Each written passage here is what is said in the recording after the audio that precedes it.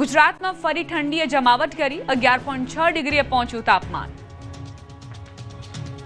ચક્રવાત દિત્વાની અસર અને ગુજરાતમાં બેવડી ઋતુના કારણે ઠંડી ગાયબ થઈ ગઈ હતી, પરંતુ ફરી એકવાર રાજ્યમાં શિયાળાએ સુસવાટા મારવાનું શરૂ કર્યું છે। રાજ્યના મોટા ભાગના શહેરોમાં મોડી રાત્રે અને વહેલી સવારે ઠંડીનો અહેસાસ થવા લાગ્યો છે। ફરી લોકોને ગરમ વસ્ત્રમાં ઢંકાવવા માટે મજબૂર કર્યા છે। હાલ તેજ પવનના કારણે વહેલી સવારે ઠંડીનો અહેસાસ થઈ રહ્યો છે। ઉત્તર તરફના પવન ફૂંકાવાનું શરૂ થતા કડકડતી ઠંડી પડવા લાગી છે। શુક્રવારે 11.6 ડિગ્રીએ તાપમાન પહોંચી ગયું હતું। રાજ્યમાં નલિયા સૌથી ઠંડુ શહેર રહ્યું હતું, તો 7 દિવસ સુધી આટલી ठंडी रहશે।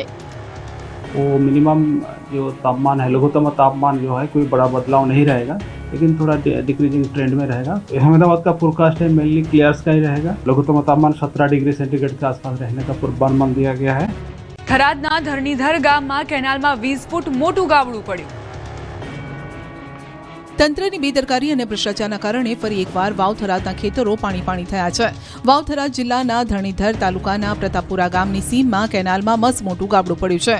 ઈઢાટા ઢીમા ડિસ્ટ્રિક્ટ કેનાલમાં 20 ફૂટ જેટલું મોટું ગાબડું પડ્યું। કેનાલમાં ગાબડું પડતા નજીક આવેલ ખેતરમાં પાણી ફરી વળ્યા। ખેડૂતે કરેલ રવિ પાક પર પાણી ફરી વળતા ખેડૂતને રડવાનો વારો આવ્યો। અગાઉના વરસાદના કારણે તૂટેલ કેનાલનું સમારકામ કરી ફરી નવીન બનાવવામાં આવી હતી। આ કામ પણ લોટ પાણીને લાકડા જેવું જ નીકળ્યું। કેનાલમાં ગોબાચારીનું ગાબડું પડ્યું, જેથી કામગીરી પર સવાલ ઉભો થયો છે। કેનાલ તૂટતા આખરે ખેડૂતોને નુકસાની વેઠવાનો વારો આવ્યો છે।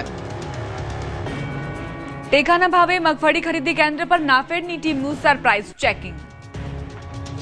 રાજ્યભરમાં ટેકાના ભાવે મગફળીની ખરીદી ચાલી રહી છે, ત્યારે સેન્ટ્રલ ગવર્મેન્ટની નાફેડની ટીમે બનાસકાંઠામાં ધામા નાખ્યા છે। બનાસકાંઠા અને વાવથરાદમાં નાફેડની સેન્ટ્રલ ગવર્મેન્ટની ટીમ તપાસ માટે પહોંચી ટેકાના ભાવે ખરીદી કરવામાં આવતી મગફળીના ગોડાઉન, વેરહાઉસ અને સેન્ટરોની મુલાકાત લીધી।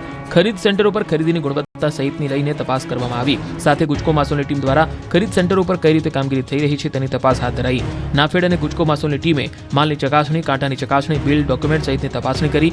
સાથે સાથે ખેડૂતો સાથે પણ ચર્ચા કરી। ખેડૂતોના ખાતામાં જણસીના પૈસા ટ્રાન્સફર થાય છે કે નહીં તેને લઈને ખેડૂતો સાથે બેઠક કરી। ખેડૂતોનો માલ સંઘ કઈ રીતે ખરીદે છે, ખેડૂતોને કોઈ અગવડતા પડે છે કે નહીં તેને લઈને ખેડૂતો સાથે ચર્ચા થઈ। ધાનેરામાં આવેલા તાલુકા સંઘ ગોડાઉનને મોડલ સેન્ટર પણ જાહેર કરવામાં આવ્યું।